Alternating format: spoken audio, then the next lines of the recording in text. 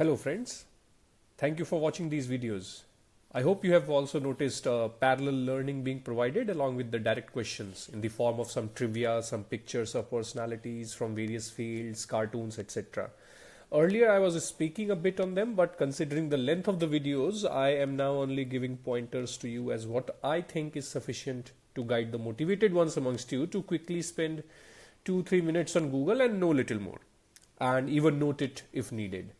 I will surely tell you more when I feel like. But please do focus on the pictures too while you are learning from the direct questions. They are there for a reason, not just to decorate the frames.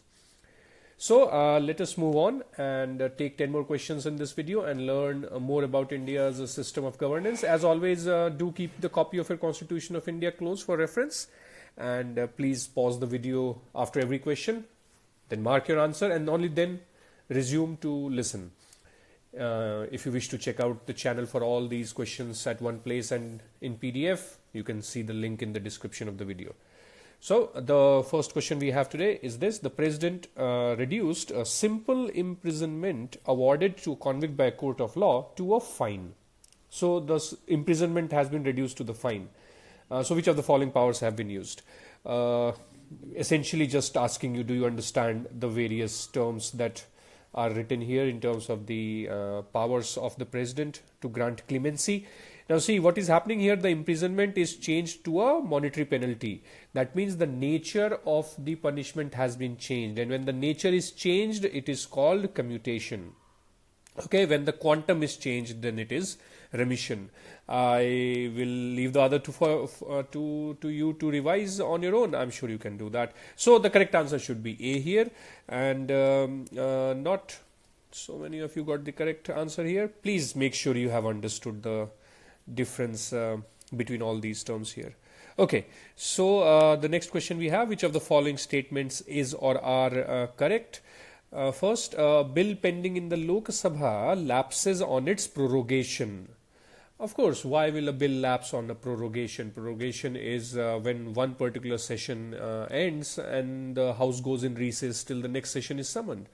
So there's nothing like that happens. This is an area I have realized a lot of people feel confused as to when does the bill lapse or not. I'll give you a simplified understanding of this. See, take Lok Sabha as a ship, as a boat which is sinking, right? There is a time limit of maximum 5 years that it can float, right? And after that, a new boat has to be constructed. So when it sinks, whenever it sinks, when Lok Sabha is dissolved, then all the strings attached with any bill anywhere, right?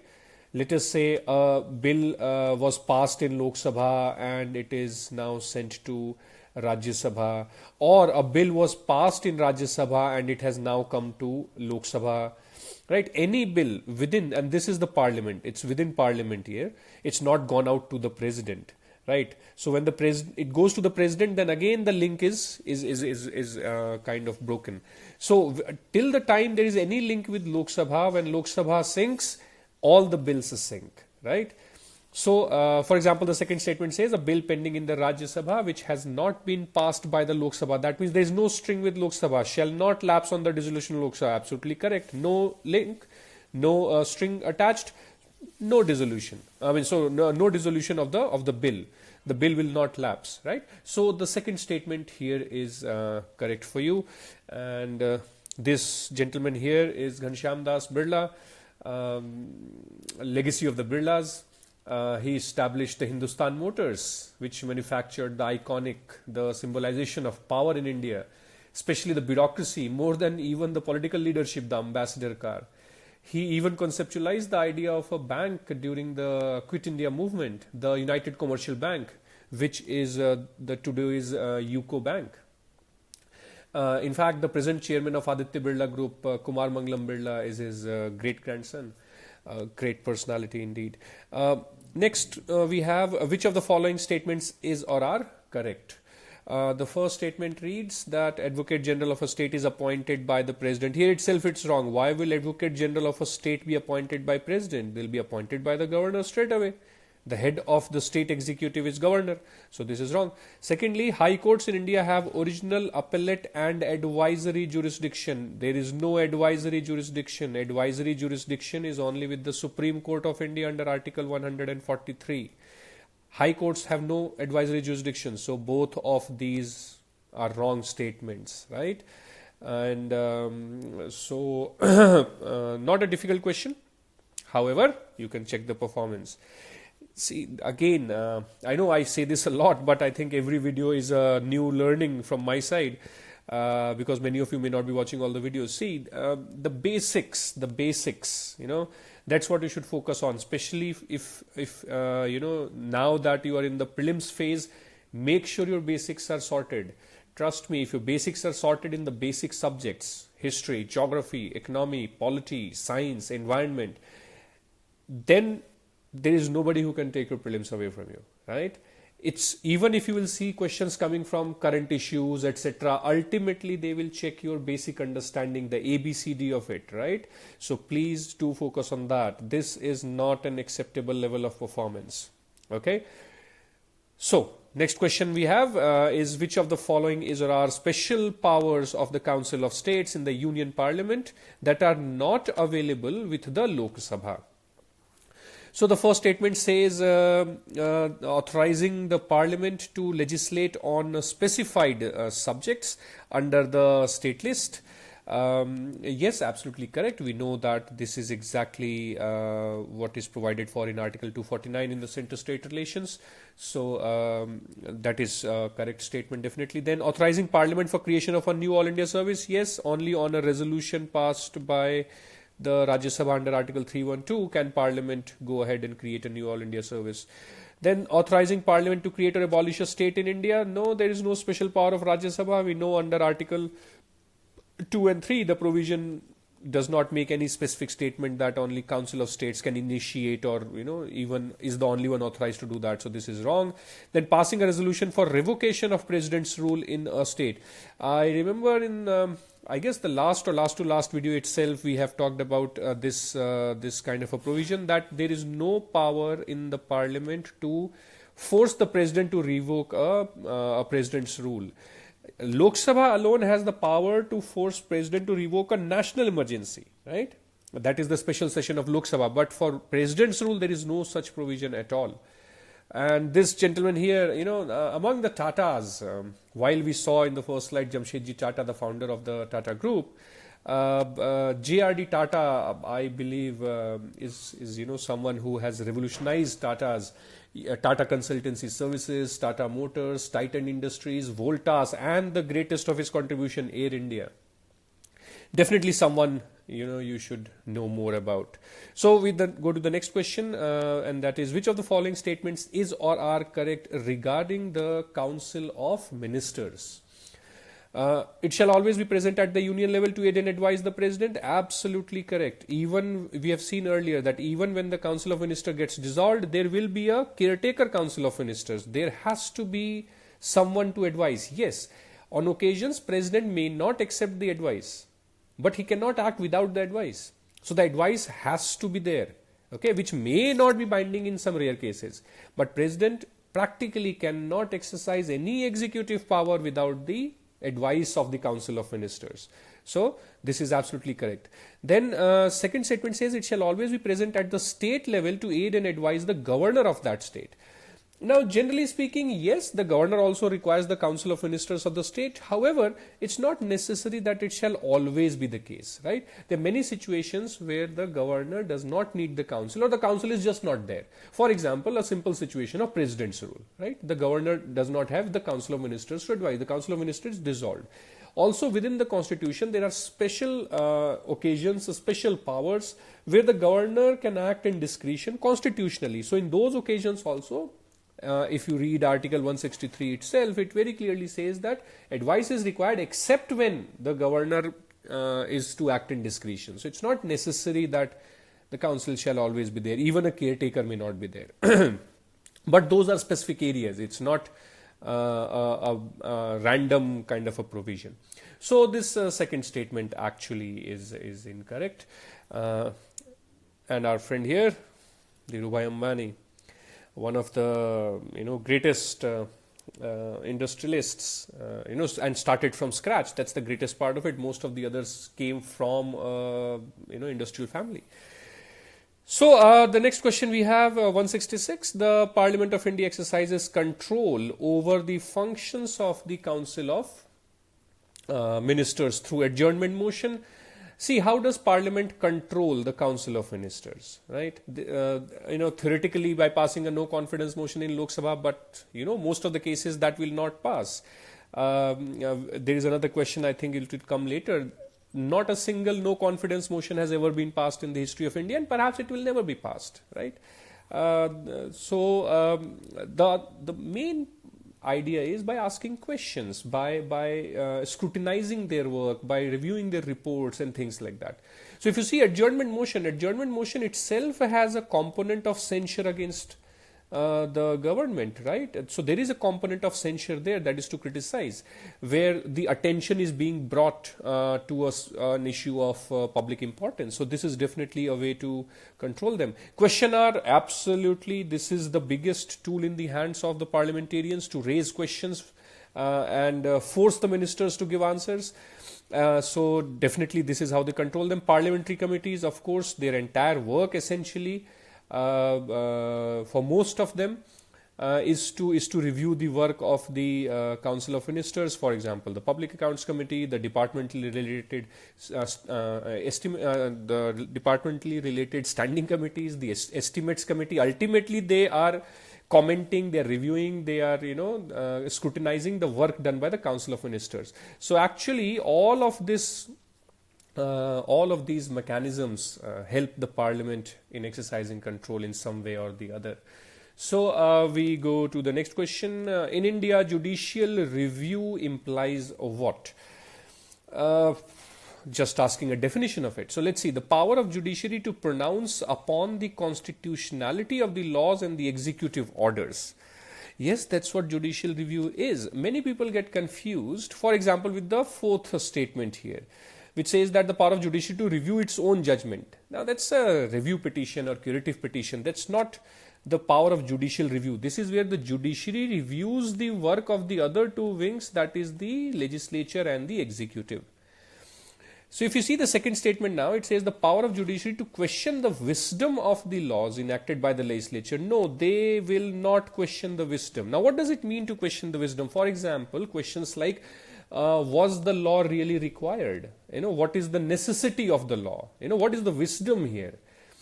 So that they will not question. A law enacted, whether it should be enacted or not to be enacted, that is purely the wisdom of the legislature. But yes, the legislation that is finally enacted should not violate the basic fundamental principles in the country.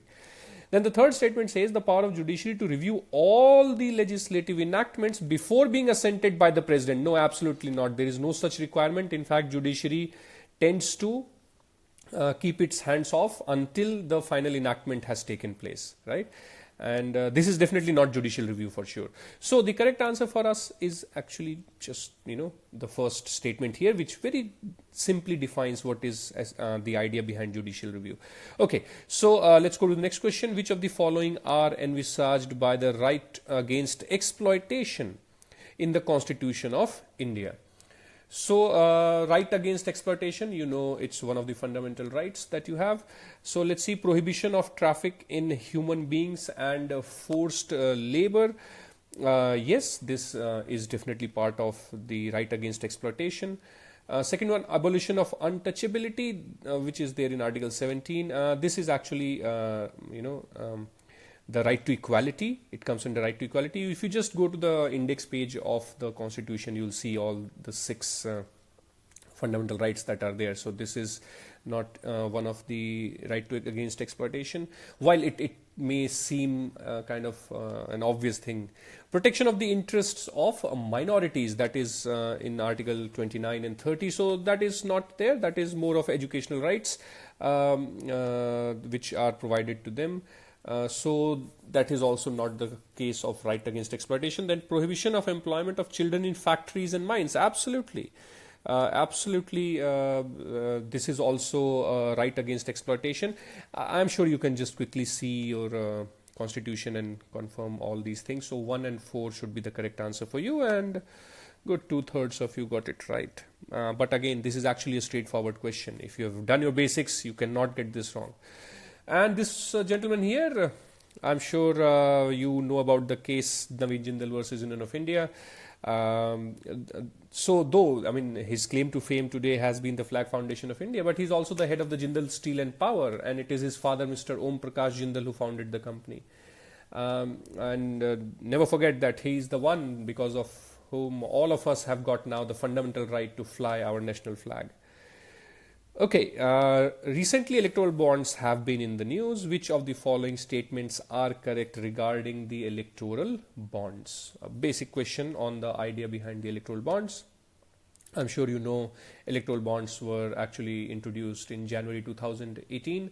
So it's actually not that old a concept in India. So you can always expect some question, and it is a very controversial area also.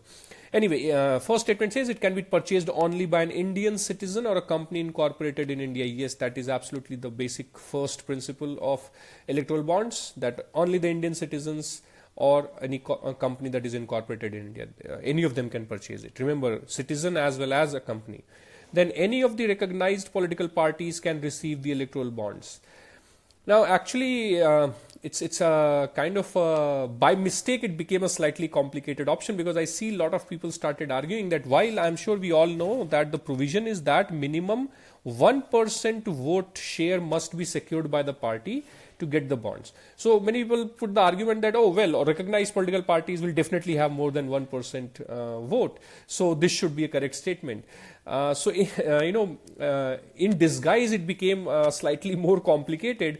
Though I actually wanted to write that any of the recognized parties only can receive electoral bond, but doesn't matter. If it was only the recognized parties, I'm sure a lot of you would have got it. See, first thing, there are many grounds on which this can be seen as a wrong statement. Firstly, it's not really necessary that a recognized political party will definitely have more than 1% vote. For example, the Communist Party of India, Marxist, is just getting little more than, what you're saying, 1%, and it is a recognized political party. Yes, generally we would expect that they will have good performance in terms of vote share, but that is actually not a definite thing. Anyway, if you can't get that, let's forget that. Second logic. See, a recognized political party is given recognition for 2 consecutive elections. So practically in general cases for 10 years. So it is totally possible in the last election they could not perform at all, right? And they did not get, let's say, any votes, but they are still a recognized political party. So essentially you should remember that the idea behind electoral bond is that the who can receive electoral bonds? Any political party which is registered and has secured 1% votes in the last Lok Sabha or the last assembly election held, right? So this is actually a wrong statement. Third, electoral bonds can be issued by the public sector banks of India. No, it's not all public sector banks. It is only the State Bank of India right now. In future it may change, but you should know that it's not any public sector bank. So this is also wrong. The validity of electoral bonds is 15 days. Absolutely correct. So that's the present validity. Within 15 days it has to be deposited. Okay, so we come to the last question of today's series. Which of the following are not a ground for disqualification of members of parliament? Okay, undertaking private legal practice in the Supreme Court of India, or even the second point, holding the post of MD in a private company. See, understand one thing. A private business or a practice is not a ground for disqualification, okay, because that is not an office of profit under the government. If you see Article 102 of the Constitution, which provides for the disqualification criteria, it will say if they hold an office of profit under the government, okay, so any private practice will not lead to any kind of disqualification. So absolutely these are not a ground to disqualify the MP. And there are many, like we were talking about Naveen Jindal. He was in the parliament, or very popular people for wrong reasons like Vijay Mallya. So and also many lawyers who are also in the parliament who continue to have their private practices. So anyway, third statement says if holding the post of director in a company in which the government has 25% has 25% shares. Yes, in RPA 1951, there is a very clear criteria that if the government share in the company is at least 25%, that means anything more than 25 or 25% shares, then this will lead to disqualification of the member of parliament, because this will then create a conflict of interest. So yes, it is a ground for disqualification, and hence the wrong option for us in this question. So again, in the spirit of the parallel learning that you have developed today, I will leave you with some kind of a revision.